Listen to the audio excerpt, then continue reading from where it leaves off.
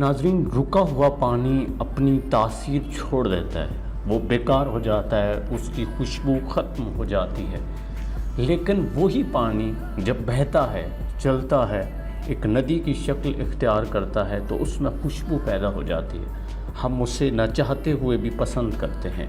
बिल्कुल इसी तरह वो इंसान जो रुक जाए, जो वो तरक्की ना करे, जो अपने सेफ जोन में बैठ जाए और कहे कि बस इनफ हो गया, वो भी बिल्कुल बेकार हो जाता है। उसी पानी की तरह जो एक नदी में मौजूद है, रुक गया है और उसके अंदर खुशबू ख़त्म हो गई है, उसके अंदर स्मेल पैदा हो गई है।